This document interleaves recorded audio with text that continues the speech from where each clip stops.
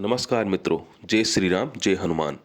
आज हम आपके लिए लाए हैं नया वीडियोज ट्रीज यानी पेड़ों पर। वीडियोज स्टार्ट करने से पहले मैं आपसे कुछ अनुरोध करना चाहूँगा।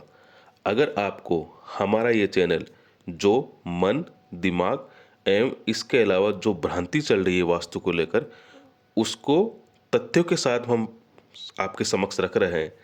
अगर आपको अपनी बात रखने में, अपने घर पे सुधार करने में, या आप अपना खुद का वास्तु व आर्किटेक्ट का व्यवसाय करने में आपको हमारे ये वीडियो मदद करते हैं, तो आपसे ये अनुरोध रहेगा, प्लीज़ आप हमारा ये चैनल सब्सक्राइब करें ताकि मेरे को आगे से आगे वीडियो बनाने में प्रोत्साहन व प्रेरणा आपसे मिलती रहे। चलिए शुरू करते हैं। आज अगर हम बात करें पेड़ों की, तो आज की दैनिक भाग दौड़ वाली जिंदगी में, जीवन में सभी को घर आकर या जितना भी समय किसी भी भवन के पास रहकर गुजारा जाता है, तो वह एक प्राकृतिक सौंदर्य की तलाश में उसकी आंखें हमेशा उसका इंतजार की हुई रहती है कि कब उसकी आंखों को एक प्राकृतिक सौंदर्य का दर्शन हो और उसका मन उस प्राकृतिक सौंदर्य को देखकर प्रसन्न हो सके।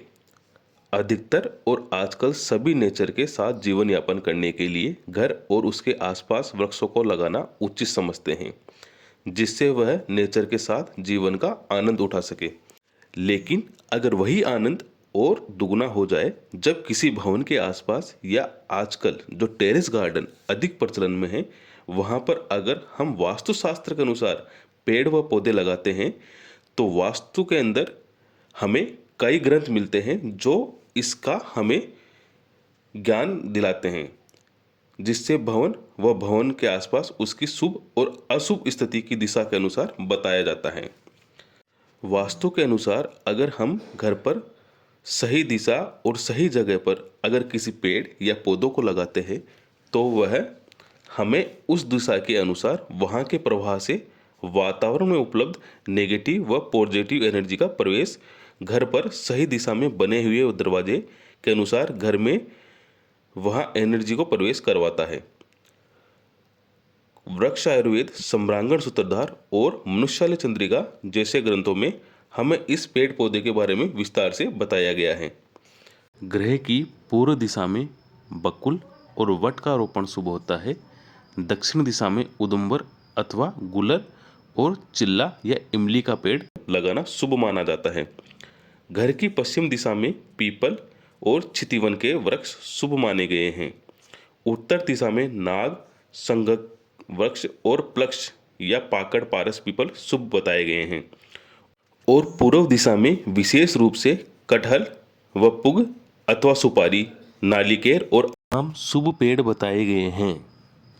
अगर इन्हीं वृक्षों को विपरीत दिशा में अगर हम लगाते हैं, तो इसके विपरीत फल हमें प्राप्त होते हैं। यदि अक्षतय को विपरीत दिशा में लगाया जाता है, तो वह अग्नि का भय कराता है। विपरीत दिशा में प्लक्ष का पेड़ अगर लगाया जाता है, तो वह आलस्य बढ़ाता है। वट से शत्रु के साथ, शस्त्र के साथ युद्ध का भय रहता है, तथा उदंबर से उदुर आदि नाना व्याधियां होती है। ये वृक्ष यदि विपरीत दिशाओं में पूर्व से विद्यमान और आवास की ऊंचाई से कम दूरी पर खड़े हो, यानी अगर किसी भवन की ऊंचाई 3 मीटर है यानी 10 फीट है, तो उसका डिस्टेंस 10 फीट से अंदर अंदर नहीं होना चाहिए। यानी 10 फीट अगर भवन की ऊंचाई है, तो पेड़ों का जो दूरी है वो भी वहाँ से 10 फीट दूर ही होना चाहिए, तब तक वो कोई असर नहीं डालता। अगर 10 फीट के अंदर अंदर कोई पेड़ आता है, तो वह उस घर में रह रहे निवासियों को असरकारक रहता है। आगे हम बात करते हैं श्लोक क्रमांक 24 के अनुसार। श्लोक क्रमांक 24 के अनुसार अगर हम बात करें, तो उसमें भी शुभ और अशुभ वृक्षों के विषय में बताया गया है। चलिए बात करते हैं। घर के दोनों ओर तथा पीछे की ओर श्री वृक्ष, बिल्व और हरितकी के वृक्ष पीड़ादायक यानी व्याधिकारी होते हैं, यानी ये पेड़ नहीं लगाने चाहिए, क्योंकि इनसे हमें रोग उत्पन्न हो सकते हैं। इसके अलावा आंवला, कल्पवृक्ष, पलाश, अशोक, चंदन, पुन्नाग, असन, चंपक, खदिर आदि के पेड़ बहुत ही शुभ स्थिति में बताए गए हैं। ये पेड़ अगर किसी घर और घर के आसपास रहते हैं तो वह शुभ फलदायक होते हैं। और इसी प्रकार कदली, चमेली, नागलता आदि सकल पेड़ सर्वत्र शोभकारक बताए गए हैं, यानी ये सभी रूप से शोभकारक रहते हैं। वृक्ष आयुर्वेद और सम्रांगण सूत्रधार में यह भी बताया गया है कि घर के परिसर में बेर, केला, दाड़िम, बीजपूरक, नींबू आदि का कभी रोपण नहीं करना चाहिए। जहाँ पर भी इनका रोपण होता है उस गृह में वंश नहीं फलता। यह एक ग्रंथ के अनुसार वृक्ष आयुर्वेद और सम्रांगण सूत्रधार के अनुसार बताया गया है। इसी प्रकार श्लोक क्रमांक 25 के अनुसार पनस या कटहल जैसे वृक्ष अंतःसार कोटि के हैं जिनके मध्य में कठोरता होती है। इमली व सागवान जैसे वृक्ष सर्वसार कोटि के हैं जिनमें सर्वत्र कठोरता रहती है। ताड़, नारियल, करमुक या सुपारी जैसे वृक्ष बहिसार कोटि के हैं जिनमें बाहर की ओर कठोरता होती है।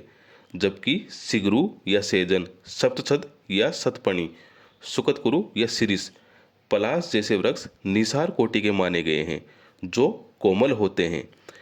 इनमें से कोटि रूप के अनुसार ही वृक्षों का गृह वाटिका में रोपण करना चाहिए, अर्थात अंतःसार वृक्षों को भीतर तथा सर्वसार वृक्षों को बाहर और बहिसार व निसार वृक्षों को उक्त दोनों से बाहर रोपित करना चाहिए। और सिगरूसा सेजन, जिन्हें कई जगह सर्जना के नाम से भी जाना जाता है, सर्वत्र रोपण की दृष्टि से मना किए गए हैं, यानी इन वृक्षों को नहीं लगाना चाहिए। इस प्रकार हम घर के अंदर या घर के आसपास वृक्ष का रोपण करके एक सही स्थिति, एक सही वातावरण वास्तु के अनुसार उपलब्ध कराकर उस जगह पर हम वातावरण में फैली हुई जो नेगेटिव व पॉजिटिव एनर्जी को किस प्रकार हमारे घर पे प्रवेश करवाना है अथवा ग्रह के आसपास रह रहे निवासियों को उनका अनुभव कराना है, उसके लिए पेड़ एक प्रमुख एक्टिविटी का कार्य करते हैं जिससे हमारे शरीर पर एक नेगेटिव व पॉजिटिव एनर्जी का असर डाल सके। आशा करता हूँ दोस्तों आपको हमारा यह वीडियो बहुत पसंद आया होगा। हमने पूरा प्रयास किया है कि किस दिशा में कौन सा पेड़ लगाने से शुभ फल प्राप्त होते हैं और किस दिशा में कौन सा पेड़ लगाने से अशुभ फलों की प्राप्ति होती है। और अगर आप इसी वास्तुशास्त्र के अनुसार पेड़ों की सही स्थिति और सही दिशा में लगाते हैं तो आपका जीवन बहुत ही सुखमय और आनंदमय होगा। इसी आशा के साथ धन्यवाद। जय श्री राम, जय हनुमान। मिलते हैं नेक्स्ट वीडियो में। जय श्री राम, जय हनुमान।